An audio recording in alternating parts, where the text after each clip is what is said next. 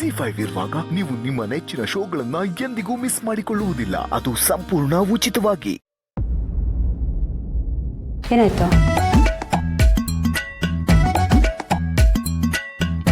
ಅದೇನೋ ದುಡ್ಡು ಅರೇಂಜ್ ಮಾಡೋ ಐಡಿಯಾ ಬಂತು ಅಂತ ಹೋದ್ರಿ. ಈಗ ನೋಡಿದ್ರೆ ಕೆಲಸನೇ ಆಗದಿರೋ ಥರ ತಲೆ ಮೇಲೆ ಕೈ ಇಟ್ಕೊಂಡು ಕೂತಿದ್ದೀರಾ. ಯಾರ ಹತ್ರ ದುಡ್ಡು ಕೇಳಿದ್ರಿ? ಯಾರಿಲ್ಲ ಬಿಡ. ಬಿಡು ಅಂದರೆ ಬಿಟ್ಬಿಡೋಕ್ಕಾಗತ್ತೆ? ಈ ವಯ್ಯಾರ ಎಲ್ಲ ಬಿಟ್ಬಿಟ್ಟು ಯಾರ ಹತ್ರ ದುಡ್ಡು ಕೇಳಿದ್ರಿ ಅಂತ ಹೇಳಿ. ಹರೀಶನ್ ಹತ್ರ.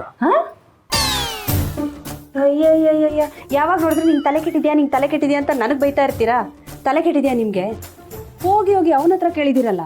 ಅವನಿಗೆ ಇಡೀ ಮನೆ ತುಂಬ ಟಾಮ್ ಟಾಮ್ ಮಾಡ್ತಾನೆ. ಏನು ಮಾಡೋದೆ, ನನಗೆ ಬೇರೆ ದಾರಿ ಇರಲಿಲ್ಲ. ದುಡ್ಡು ಹೊಂದಿಸ್ಲೇಬೇಕಾಗಿತ್ತಲ್ವಾ. ಈಗ ಅವನೇನು ಕೊಟ್ಬಿಟ್ನಾ?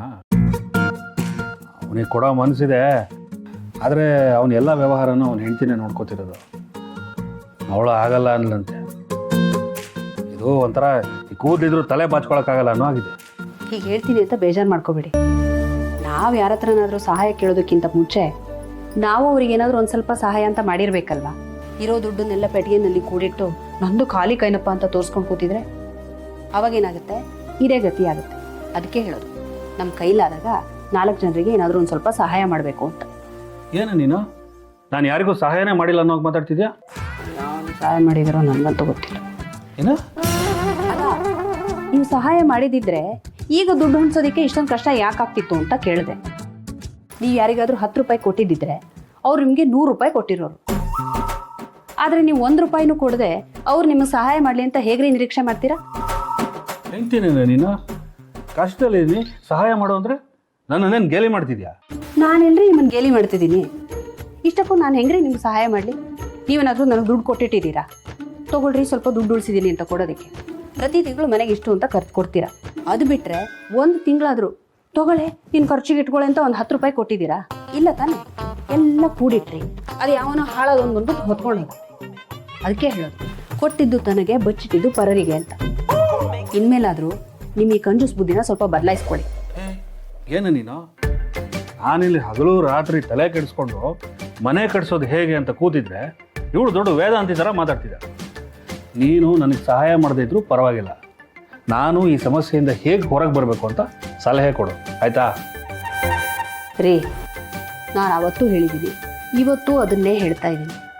ಮನೆ ಕಟ್ಟೋ ಕೆಲಸನ ಸದ್ಯಕ್ಕೆ ಒಂದು ಸ್ವಲ್ಪ ದಿನ ನಿಲ್ಲಿಸಿ. ದುಡ್ಡು ಅರೇಂಜ್ ಆದಮೇಲೆ ಮತ್ತೆ ಶುರು ಮಾಡೋಣ. ನೀವು ಈ ರೀತಿ ಟೆನ್ಷನ್ ಮಾಡ್ಕೊಳ್ಳೋದು, ಮೈ ತುಂಬ ಸಾಲ ಮಾಡ್ಕೊಂಡು ಓಡಾಡೋದು ಮಾಡಿದ್ರೆ ನಾಳೆ ಆರೋಗ್ಯಕ್ಕೆ ಏನಾದರೂ ಹೆಚ್ಚು ಕಮ್ಮಿ ಆದರೆ ಏನ್ರಿ ಮಾಡೋದು? ಇದನ್ನ ಹೇಳಕ್ಕೆ ನೀನೇ ಬೇಕಿತ್ತಾ?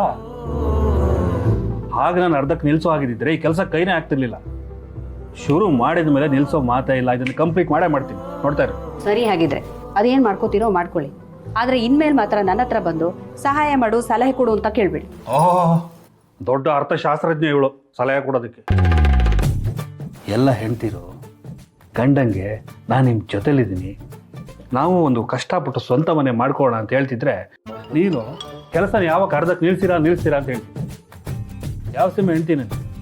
ಹೋಗು, ಲೋಟ ಹಾಲು ತಗೊಂಬ.